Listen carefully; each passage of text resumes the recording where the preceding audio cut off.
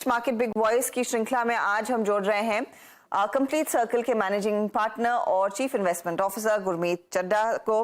गुरमीत, स्वागत है आपका सीएनबीसी आवाज पर। थोड़ा सा कंसोलिडेशन दिख रहा है मार्केट में, जो जायज है, लेकिन क्या ये पेशेंस टेस्ट कर रहा है?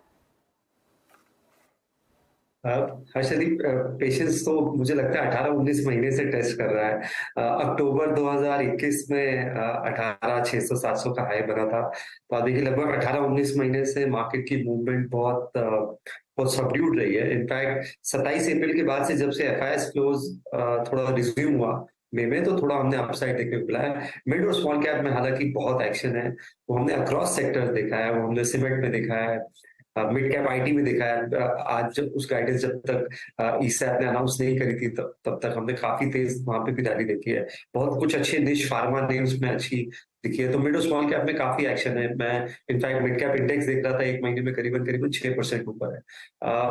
तो मुझे लगता है कि थोड़ा कंसोलिडेशन होगा। मुझे लगता है दो बड़े इवेंट हैं, आरबीआई की पॉलिसी मीट है, फिर फेड का है। वो दो बड़े इवेंट्स को मार्केट देखना चाहेगा।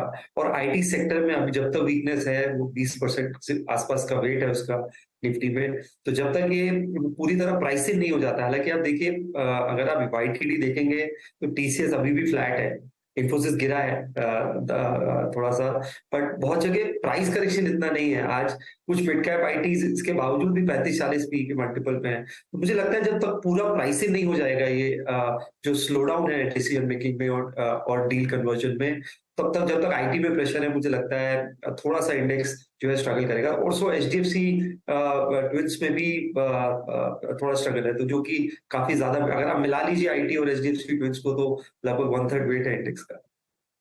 वहां से पेन है शायद, इसीलिए इंडेक्स की तरफ से ज्यादा कुछ हो नहीं रहा है। लेकिन गुरमीत, आपने कहा दो बड़े इवेंट्स, क्रेडिट पॉलिसी भारत की, और ऑफ कोर्स फिर अगले हफ्ते जब फेडरल रिजर्व की कमेटी बैठेगी। लेकिन ज्यादा कुछ अलग एक्सपेक्ट कर रहे हैं क्या? जो पॉज पिछले बारी जो सरप्राइज के तौर पर देखा था, वही मार्केट में ज्यादातर लोग एक्सपेक्ट कर रहे हैं आरबीआई कंटिन्यू करेगा? काफी हद तक इन्फ्लेशन की अगली रीडिंग, काफी सारे इकोनॉमिस्ट का पोल हुआ है, वो शायद 4.30-4.40 आएगी, जो कि आरबीआई का जो बैंड है 2 से 6% का, वो मिड पॉइंट है। क्रेडिट ग्रोथ हमने देखा कि अभी भी अच्छे डबल डिजिट में, मुझे लगता है थोड़ा मॉडरेशन होगा। इस वजह से शायद बैंक निफ्टी भी एक स्टेज के बियॉन्ड, जब तक और अर्निंग्स नहीं देख लेगा, मुझे लगता है थोड़ा इसलिए 44,000 के आसपास इसलिए एक कंसोलिडेट कर रहा है, क्योंकि बैंक्स फाइनेंशियल्स ने हेवी लिफ्टिंग करी थी अर्निंग्स की, आईटी ऑलरेडी सॉफ्ट रहा था। तो थोड़ा सा यहाँ पे सिलेक्टिव होने की जरूरत है। जैसे मैंने बोला कि रेट्स नीचे आना नहीं शुरू हुए हैं, रेट्स अभी भी हाई है। ग्लोबली 5% यूएस में रेट बढ़े एक साल के अंदर। तो मुझे लगता है कुछ इम्पैक्ट आएगा। आप अगर $8 ट्रिलियन सिर्फ इंटरेस्ट भरेंगे साथ में, और इतना हैवी डेट है लेवरेज सिस्टम में, और जब ये डेट सीलिंग जाएगी तो $8 ट्रिलियन की वो बोरोइंग करेंगे, तो कुछ इम्पैक्ट उसका मार्केट में देखने को मिलेगा। तो थोड़ा कंसोलिडेशन हो सकता है, बट ओवरऑल आउटलुक काफी अच्छा है, जैसा मैं बोला। और जो प्राइस एक्शन है मार्केट में, एडवांस डिक्लाइन देखिए जो मिड और स्मॉल कैप में है, वो ये बता रहा है कि ये मार्केट का स्टांस थोड़ा चेंज हुआ है। ये अब पहले जो सेल ऑन राइज था, वो शायद अब बाय ऑन डिप्स हो रहा है। लेकिन Gurmeet, I mean good afternoon, Virendra बोल रहा हूँ रेडी स्टूडियो से। ये पिछले 10 दिन की टर्बुलेंस में या फिर 5 दिन की टर्बुलेंस में बड़ा कारण ये रहा कि जो एक बहुत स्ट्रॉन्ग क्वांटम में एफआईएस का पैसा आ रहा था, वो सडनली ड्राई हो गया। Now they are on sale mode. I mean भले ही सेल फिगर बहुत सब्सटेंशली हाई नहीं है, हमारे लिए जो वो बहुत एक फॉर्चुनेट टाइम रहा 28 मार्च से लेकर मई एंड तक का, उसमें एक चीज़ हमारे फेवर में गई थी, और वो था डॉलर। जब करीब 105 से डॉलर करीब 101 के ट्रेजेक्टरी में था डॉलर इंडेक्स, पर सडनली वो स्पाइक होके 104, 104, 4.5 की ट्रेजेक्टरी में है।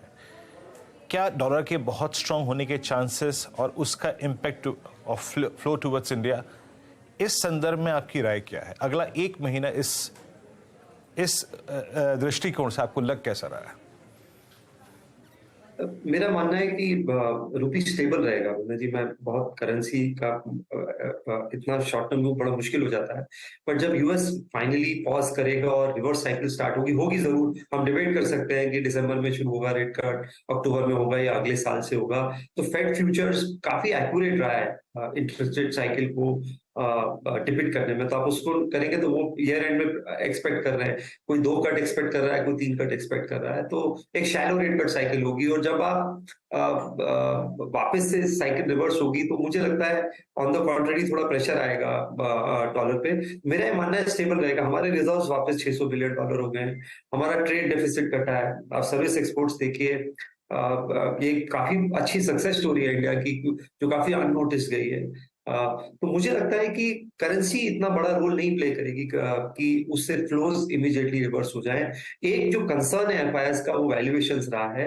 हम अभी भी 20 टाइम्स फॉरवर्ड अर्निंग्स पे हैं, और आपकी नॉमिनल जीडीपी ग्रोथ जो प्रेडिक्शन है वो 10 से 11% है। तो मुझे लगता है कंसर्न वैल्यूएशंस पे ज्यादा है, करेंसी इतना बड़ा वो नहीं करेगा। और इसलिए मैं बोल रहा हूँ कि सिलेक्टिव होने की जरूरत है। आप ओवर में मत करिए इस मार्केट में जब तक इंटरेस्ट रेट्स हाई हैं, क्योंकि डिसअपॉइंटमेंट में बाजार, आप कितना भी अच्छा आपका रेपुटेशन हो, आपको स्पेयर नहीं करेगा। तो वैल्यूएशन पे ध्यान दीजिए। दूसरा, पोर्टफोलियो बैलेंस रखिए। बॉन्ड मार्केट जब दिख रहा है कि साइकिल रिवर्स होने वाली है, तो हो सकता है फिक्स इनकम पोर्टफोलियो आपको काफी अच्छा मार्क टू मार्केट गेन दे सकता है। तो मुझे तो लगता है कि 1 साल का रिटर्न या 6 महीने का रिटर्न नियर टर्म का शायद बॉन्ड और इक्विटी का लगभग सिमिलर हो सकता है।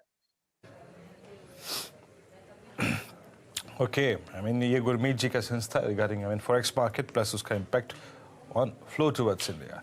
मीनवाइल निफ्टी लेके आई है, जैसे कि हर्षदा मैंने डिस्कस किया था कि that point base number 1 it's 18,561 पर 18,536 एक अच्छा बाय पॉइंट होगा, वहाँ से करीब करीब 18,570। मैं फिर कह रहा हूँ, बतौर इंडेक्स ट्रेडर अपनी रिवॉर्ड एक्सपेक्टेशन को थोड़ा धरातल पे रखिए, थोड़ा मिनिमम रखिएगा। अच्छा, आज अल्ट्राटेक सीमेंट ने, गुरमीत जी, बहुत अच्छा एक मूव दिया है, और इनफैक्ट पूरा का पूरा सीमेंट स्पेस, और ये स्पेस तभी से मूव करना शुरू कर देता है जब मानसून आपको हिट करता है। टेक्निकली ये 3 महीने कंस्ट्रक्शन वर्क धीमा होता है, बट बाजार पिक करना शुरू कर देता है। और मैं टेक्निकली एक बात कह सकता हूँ गुरमीत जी के, अल्ट्राटेक सीमेंट पे मेरे को बहुत कन्विक्शन था, और उसने इस बार लीडर की तरह बिहेव किया है। आपका सीमेंट पे व्यू और कुछ स्टॉक्स जिनको आप चेज करना चाहें इस वक्त? बहुत, आपने बिल्कुल ठीक बोला। बहुत एक सब, जब उन्होंने मार्च में गाइडेंस दिया कि 100% कैपेसिटी यूटिलाइजेशन पे काम कर रहे हैं, मेरे लिए वो एक टर्निंग पॉइंट था पूरे सेक्टर के लिए। काफी सारी, मेरी पहली नौकरी एसीसी सीमेंट की थी जब मैंने करियर स्टार्ट किया था, तो इस स्पेस को मैं काफी अच्छे से ट्रैक करता हूँ। जो भी मेरे सर्कल के लोग हैं, सीमेंट कैपेसिटी यूटिलाइजेशन अच्छे हाई लेवल पे है, और दूसरी तरफ आपके कोल पेट्रोल प्राइसेस नीचे आए हैं, तो परफेक्ट ऑपरेटिंग लेवरेज और मार्जिन एक्सपेंशन देखने को मिलेगा। शायद प्री पोजिशनिंग होना शुरू हो जाएगी। हमने देखा है अंबुजा सीमेंट में रैली देखी जब अंबुजा ने नए क्लिंकर के ऑर्डर्स दिए 8 मिलियन टन के, क्योंकि बाजार को एक कंसर्न आ रहा था कि जो 5 साल का गाइडेंस था कि कैपेसिटी डबल करेंगे, वो नहीं होगा। जब अदानी ग्रुप का एपिसोड हुआ तो वो बाजार ने पॉजिटिवली रिसीव किया। तो मुझे लगता है कि हाउसिंग डिमांड स्ट्रांग है, इंफ्रा लेड डिमांड स्ट्रांग है, और सीमेंट में एक कैपेक्स साइकिल देखने को मिल रही है। तो जो बड़े प्लेयर्स हैं, जैसे आपने अल्ट्राटेक की बात करी, वो उनकी बैलेंस शीट स्ट्रांग है, तो अगर वॉल्यूम ग्रोथ आती है, उनकी एबिलिटी टू एक्सपैंड है श्री और अल्ट्राटेक में, तो अल्ट्राटेक आराम से 150 पौने 200 मिलियन टन पे जा सकता है। तो आप लार्ज कैप में हमारा फोकस रहेगा। अल्ट्राटेक, अंबुजा थोड़ा रनअप कर गया तो शायद कंसोलिडेट करे, almost 16-17 times EV by EBITDA पे, थोड़ा वैल्यूएशंस पे नजर रखनी पड़ेगी। तो लार्ज कैप में हमें अल्ट्राटेक को श्री अच्छा लगता है, श्री भी हालांकि एक्सपेंसिव है। कुछ हमें छोटी कंपनीज भी अच्छी लगती है, रैमको है, सागर सीमेंट है। सागर सीमेंट थोड़ा सा साउथ वेस्ट है, आंध्र सीमेंट्स के 2 प्लांट्स एक्वायर किए हैं। ये साल उन्होंने बोला है कि उनका एबिटा पर टन जो है 600 के आसपास जाएगा, पिछले साल लगभग 450 था। उसके अलावा एमपी में 1 मिलियन टन की कैपेसिटी आ रही है, उड़ीसा में ग्राइंडिंग यूनिट आ रहा है, तो इस साल हो सकता है प्रॉफिटेबल भी हो जाए। तो एक टर्न अराउंड स्टोरी है जो हमें अच्छी लगती है, जो हम ट्रैक कर रहे हैं। तो हम पूरे सेक्टर पे काफी कंस्ट्रक्टिव हैं, और मेरा व्यू काफी पॉजिटिव रहेगा सीमेंट सेक्टर को लेकर। दरअसल एक मजबूत व्यू, एक पॉजिटिव व्यू, मौके खरीदारी के यहाँ पर जरूर है। गुरमीत, मैं आपकी राय इनफैक्ट ऑटो पर भी लेना चाहती हूँ, जहाँ पर पिछले हफ्ते हम नीलेश शाह से बात कर रहे थे। उन्होंने कहा ऑटो में 2 wheeler stocks, specially EV 2 wheelers पर ध्यान दीजिएगा, वहां पर एक मौका है। 4 व्हीलर्स पर भी ओपिनियन आ रहा है, और सब लोग बेसब्री से इंतजार कर रहे हैं कल का, जब मारुति की जिम्नी इवेंचुअली लॉन्च होगी। इधर आपकी क्या स्टांस रहेगा, कितना पैसा इस समय कमिट किया जा सकता है? क्योंकि आप मारुति देखिए, टाटा मोटर्स देखिए, इन स्टॉक्स में अच्छी खरीदारी हुई है इस पूरे साल, एटलीस्ट अब तक इन द फर्स्ट 6 मंथ्स। तो वापस बोलूंगा कंस्ट्रक्टिव हूँ। हमने देखा है कि जो डिस्क्रिशनरी हाई एंड स्पेंडिंग है, अगर मैं बोल सकूं ऑटो को लेके कुछ पार्ट तक, वो अच्छा रही है। टू व्हीलर में थोड़ा इम्पैक्ट था क्योंकि रूरल स्लोडाउन जो मुझे लगता है चेंज होने वाला है इस साल। हमें फोर व्हीलर्स में एमएनएम और टाटा मोटर्स दोनों अच्छा लगता है। आप देखिए एमएनएम का ऑटोमोटिव यूनिट ऑलमोस्ट उन्होंने 7 लाख यूनिट्स की वॉल्यूम करी है लास्ट ईयर, जो कि कमेंडेबल है। एसयूवी में उनका मार्केट शेयर लगभग 19% वापस आ गया है। बैक टू बैक 5 अच्छे लॉन्चेस हुए और आप नंबर ऑफ बुकिंग्स देखेंगे तो अभी भी 2,90,000 है।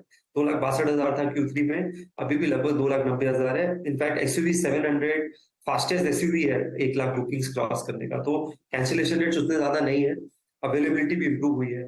फार्म इक्विपमेंट पे उन्होंने ऑलरेडी गाइडेंस दिया है इस बिजनेस को मल्टीपल टाइम्स बड़ा करने का बाय 2027। मोर इम्पोर्टेंटली एमएनएम की कैपिटल एलोकेशन स्ट्रेटेजी जो है वो वापस आ गई। ये जो काफी लॉस मेकिंग जेवीज थे और मिस एलोकेशन था वो दूर हो रहा है और अभी भी बहुत अच्छे मल्टीपल पे है। इतने रनअप के बाद 1400 के हाई बनाने के बाद 16-17 टाइम्स आपको मिलता है। टाटा मोटर्स का जेएलआर का इस साल शायद होलसेल लगभग 4 लाख यूनिट हो और सबसे बड़ी स्टोरी वहां पे डेट रिडक्शन की है और फ्री कैश फ्लो जनरेशन की है। वो बहुत टाइम बाद शायद टाटा मोटर्स में देखने को मिल रहा है और ईवी का मेरे हिसाब से वो फोरफ्रंट में in terms of the edge they have already. अगर आप एग्जिस्टिंग नंबर्स देखेंगे तो 80-85% मार्केट शेयर है उनका। टू व्हीलर्स में मुझे टीवीएस अच्छा लगता है क्योंकि जैसा नीलेश जी ने भी बोला उस दिन, जो उनकी iQube है वो अब इस साल वो 25-26 हजार यूनिट के रैंप अप की बात कर रहे हैं मंथली। 14-15 हजार यूनिट था लास्ट ईयर का रन रेट, तो वहां एक रैंप अप है। दूसरा उन्होंने मुझे लगता है ये 125 सीसी में कोड को क्रैक किया है, चाहे वो जुपिटर है, रेडर है, प्रीमियम में अपाची अच्छा कर रहा है। और अभी भी 23-24 टाइम्स वैल्यूएशन पे डिस्पाइट अच्छे रहना। बहुत टाइम बाद जो टीवीएस के मार्जिन थे वो 6 से अब आप 10-11% की डबल डिजिट की रेंज में देख रहे हैं। तो ये एक और स्टॉक है जो हमें पसंद है और कुछ ऑटो एंसिलरीज भी। गुरमीत, एक और पॉकेट जिस पर हमने पहले भी चर्चा की है वो है डिफेंस कंपनियां। क्या आप लोगों ने नया पैसा इधर कमिट किया है? वैल्यूएशन बहुत स्ट्रेच हो गया है पीएसयूज का। ये आप पीएसयूज में अगर आप 30 का मल्टीपल देने लगेंगे, और ये बिजनेस में क्या होता है कि बीच बीच में लम्प्स आते हैं। जैसे अगर आपको फॉर एग्जांपल फाइटर एयरक्राफ्ट है या लाइट वेट हेलीकॉप्टर्स का ऑर्डर है, ये लंबे जेस्टेशन पीरियड होते हैं। और HAL है, बहुत अच्छा किया स्टॉक में, 4-5 टाइम्स हो गया है। बट आप इस मल्टीपल पे अगर इंक्रीमेंटल एलोकेशन करेंगे तो थोड़ा सा, क्योंकि मार्जिन ऑलरेडी 25-26% दिखा रहा है, स्पेयर्स वाला बिजनेस अच्छा कर रहा है, ऑर्डर बुक अच्छी है, बट थोड़ा सा मुझे लगता है वैल्यूएशन स्ट्रेच हो गए। कुछ पॉकेट्स में मिड और स्मॉल कैप में मुझे लगता है अभी भी स्कोप है। और लॉन्ग टर्म डिफेंस का जो एक्सपेंडिचर वो बढ़ना है, तो एक तो केपेक्स 11-12% का है, जो कि in line with nominal GDP है। इंपोर्ट सब्स्टिट्यूशन बहुत बड़ा है वहां पे, लगभग 411 आइटम जो है वो डिफेंस मिनिस्ट्री ने बैन किए हैं, जहां पे हमें इंपोर्ट सब्स्टिट्यूशन देखने को मिल रहा है। तो यहाँ शायद थोड़ा सा लेवल 2 लेवल 3 जाने की जरूरत है। जो छोटी डिफेंस एंसिलरीज हैं जो उस पूरे इकोसिस्टम में बेनिफिट करेगी, वहां मूव करने की जरूरत है। बड़े नामों में मुझे लगता है काफी हद तक प्राइस एक्शन हो चुका है। Meanwhile, look at निफ्टी को देखिए एक बात, 18,602, 2 बजे हमारी क्या बात हुई थी?